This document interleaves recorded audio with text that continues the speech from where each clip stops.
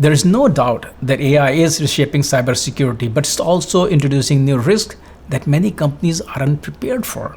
In this episode of Secured by Design, today I have with us Brooke Motta, co-founder and CEO of RAD Security, to discuss how their AI-driven platform is tackling emerging cyber threats and how the 14 million they just raised will help them scale their vision. We will explore the risk of shadow AI, the future of AI security, and what businesses need to do to stay ahead. If you care about the future of cybersecurity, this is a conversation you won't want to miss. So Motta, it's great to have you on the show. Thank you, Swapnil. It's nice to be here. It's my pleasure. And I would love to, since you are a co-founder of the company, I would love to know a bit about the background of the story, the history of the company, because security, depending on who you talk to, may seem like a solved problem. It's also a sticky space. It's a crowded market. So talk a bit about what are the challenges that you folks saw in the space which led to the creation of this company? I have an interesting founding story that's probably unique to RAD in that my co-founder and I had a customer and salesperson relationship in a prior life. And so my former role was a chief revenue officer, and Jimmy Mesta, my co-founder, was actually an early adopter and customer of mine. And so we stayed in touch for many years, and we connected 3.5 years ago and joined forces to form RAD Security.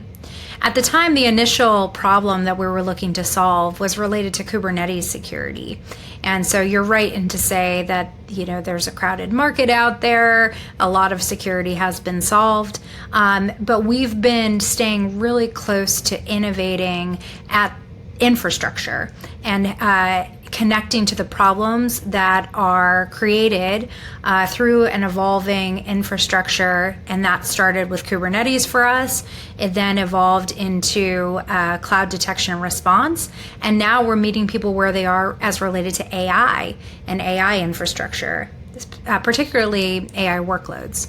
And so we believe that this is still a pretty large problem that hasn't been addressed by other vendors, or hasn't been addressed at least in the way that we're addressing it. And so it's a nice place to be at the forefront of innovating there. I remember when last time I talked to Jimmy, your company was called KSOC. You folks That's went right. through the whole rebranding and the whole name change. Also talk about what was the reason behind this rebranding, change of full focus of the company.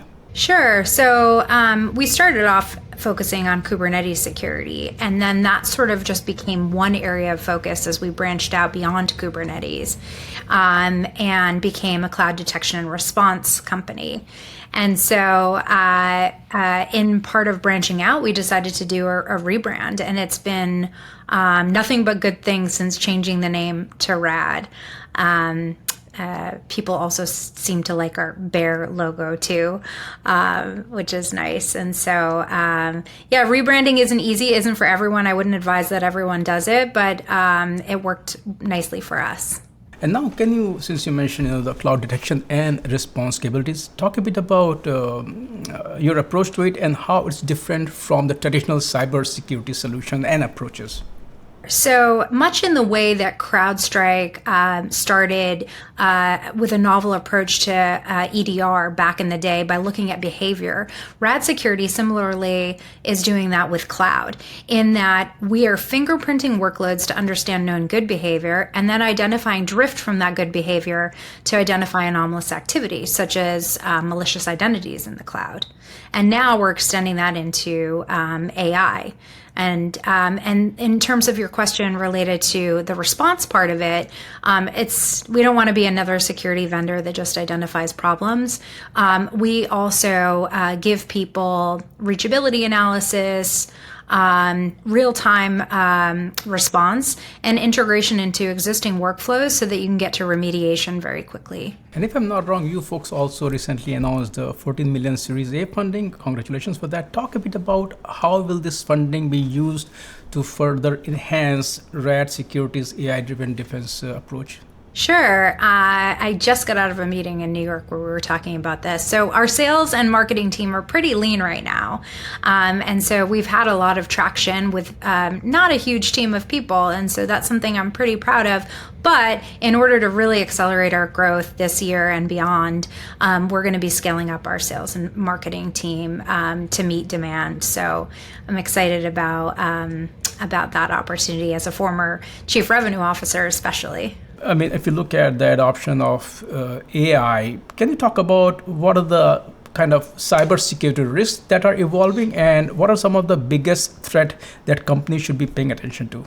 Yeah, sure. So this is an evolving landscape with AI. And so some of the things that we're starting to see with our customers are things like privilege escalation, data exfiltration, risky identities that are in AI workloads, doing things like accessing AI in a way that they shouldn't. And we saw recently somebody exfiltrating data into China from one of our customers. And so it's really important that we adapt to modern infrastructure to make sure that we address these problems today, including privilege escalation and data exfiltration. Can you also talk about another term that is being used in space is shadow AI?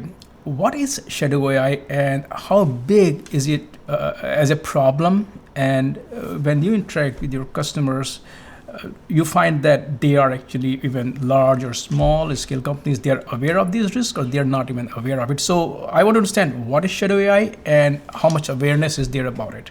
Yeah, so I think shadow AI means different things to different people. But for us, we have built a discovery tool that allows for our customers to be able to identify where AI exists in their infrastructure.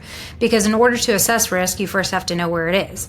And so that is sort of similar to the way that people have approached vulnerability assessment for years. And, first understanding where you could be vulnerable, and then that's how you start to secure that new infrastructure. And so for us, being able to help CISOs that we're talking to understand where their risk lies as the starting point is good. And then for RAD specifically, after we've identified where shadow AI lies, then we identify the associated risk, and then we map it against AI frameworks like ISO 42001, and then provide remediation guidance as well that can be distributed to CISO's teams. So it is a major problem in first understanding the landscape, and no security teams want to slow down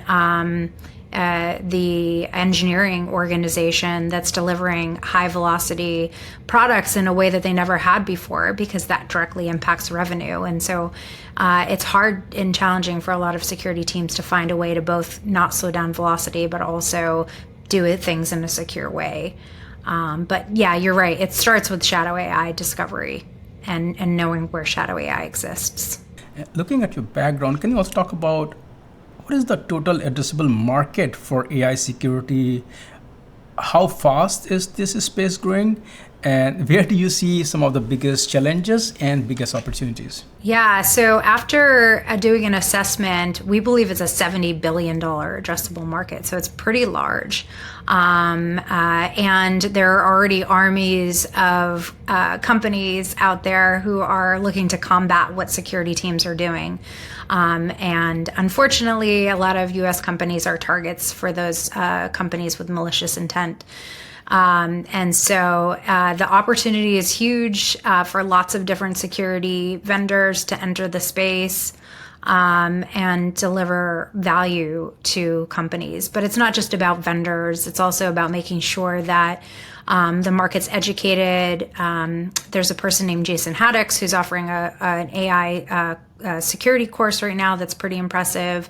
And so enabling our teams to be educated and keep up with the rate of the same rate of people with malicious intent. I want to also, understand, if you can also share some examples of how organizations have successfully used your platform to identify and mitigate risk. So it's twofold question. One is talk about how RAD Security uses AI, And then second is if you can share some examples. RAD Security's platform is pretty comprehensive in that we take data feeds from our cloud detection and response solution that offers runtime security built around eBPF and workload protection.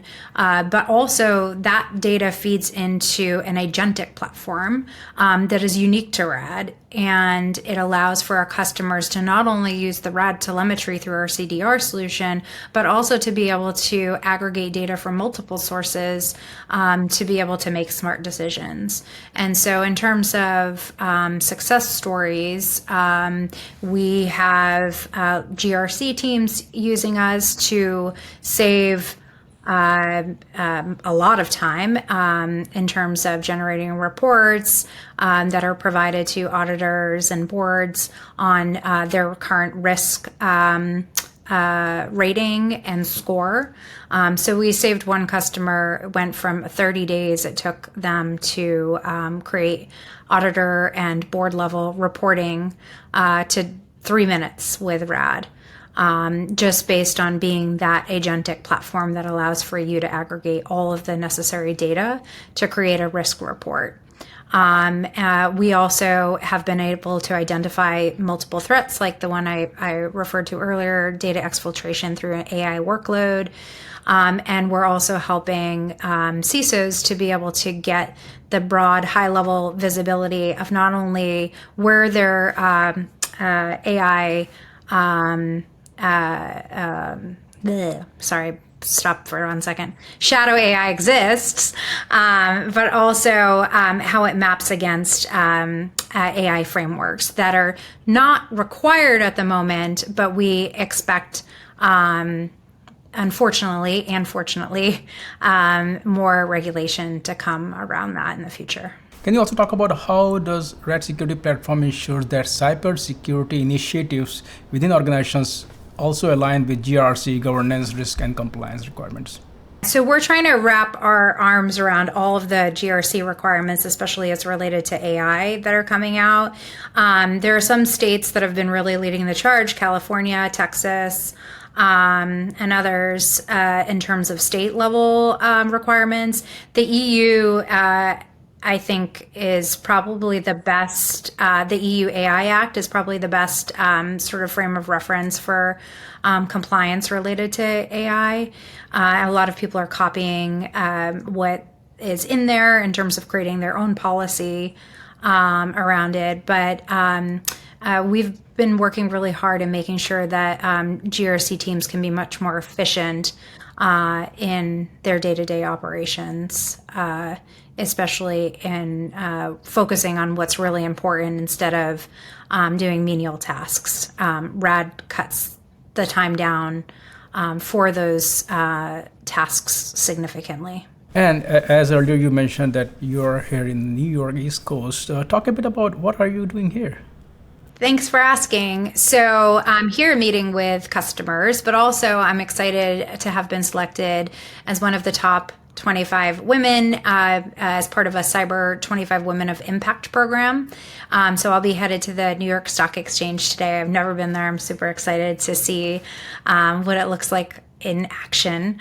And also have been here for an AWS CrowdStrike Accelerator program that we were lucky enough to have been accepted to as a hot startup. So New York is a place where a lot of great things are happening in cyber, and I'm happy to be here.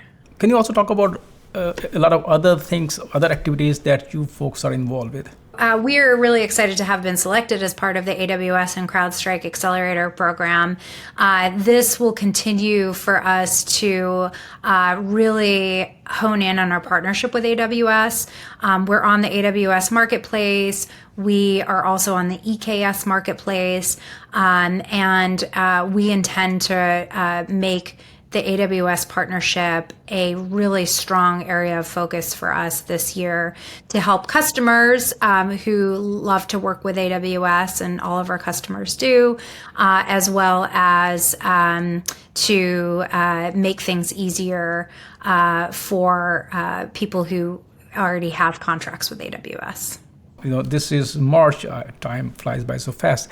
Of course, there are other things in your pipeline you cannot share, but just give us a glimpse. What next to expect from RAD Security this year? Yeah, so the focus for this year is on two things. So one, it's on expanding the industries that we're in. So RAD has been successful in selling to gaming companies and insurance companies.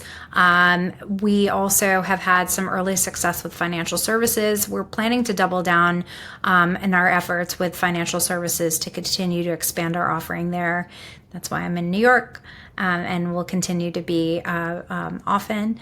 In addition to that, 2025 for us is all about partnerships. And so we continue to invest in AWS as well as other partners in the reseller worlds like Guidepoint and Optiv and Tavora. And so we're really excited about continuing to double down on those sorts of partnerships as well as expanding the sales and marketing team.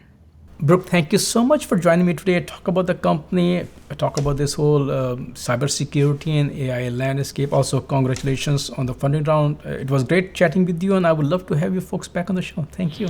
Thank you so much. I appreciate being here.